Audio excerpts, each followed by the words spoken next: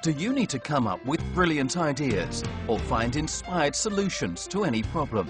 Tony Buzan is the world's leading author and top lecturer on the brain and learning. He has changed the lives of over 250 million people with his revolutionary system of mind mapping. So, what is a mind map? A mind map is a thinking tool that reflects externally what goes on inside your head.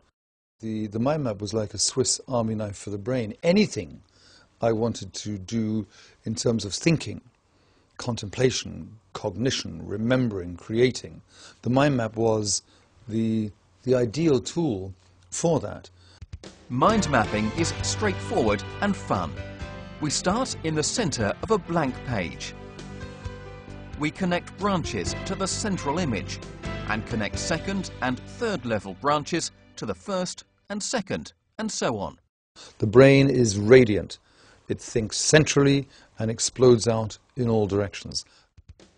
Branches are curved and tapered rather than straight-lined. They are organic and free-flowing, as opposed to structured and uniformed. The branches on a mind map are the reflection of the way the brain thinks. So when you think of anything, if you think of chair, you have your picture and then you have your associations off that. The brain thinks by imagination and association.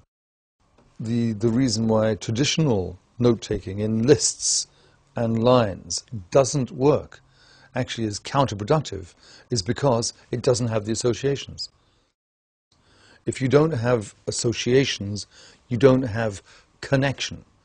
If you don't have connection, you don't have memory and you don't have thinking. In a mind map, the branches are always curved, curvilinear. Reason why? Nature is curvilinear. And if all the branches are straight, it is literally rigid, similar, and therefore boring. The brain will very quickly get unhappy with a whole bunch of rigid, straight lines. It gets absorbed and intrigued by the beauty of curvilinear. We add one word to each branch. One of the important points in structuring a mind map is to have one word per branch. Why? Because if you have one word, that one word with all its associations is free. If you put them together, you're making it more rigid. And very simply, for example, if you were mind mapping and you wanted to put Tony Buzan, if you put Tony Buzan, you've stuck them together with glue. But if you put Buzan and then Tony, you've got the freedom to radiate out my father, my mother, my brother, the history of the name, etc.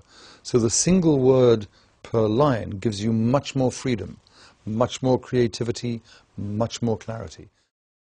Ideally, the length of the word should be the length of the branch, for the very simple reason that if this word here is then placed next to this word here, and the branch and the word are the same line, then the meeting point is very close. So the two words are in space close, i.e. they're connected.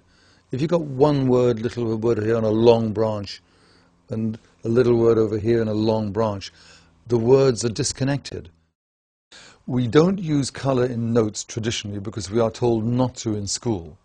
All the research says exactly the opposite should be so. We love colour, and studies at London University showed that people who use colour and image in their imagination when they are learning and trying to remember inevitably do better than those who don't. We use images throughout. Throughout a mind map there should be key words and key images. And if an image is easy for you to do, you know, instead of people, you can quickly just draw 3 little stick figures. The image is a picture, the picture is worth 1,000 words. Another important point about the use of images, the use of associations, is that all the great geniuses did that.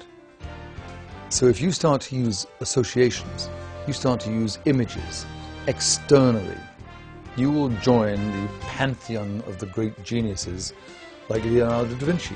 Leonardo did it. Darwin did it.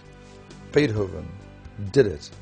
Every genius used image and associations, and the mind map is the process by which you can do that.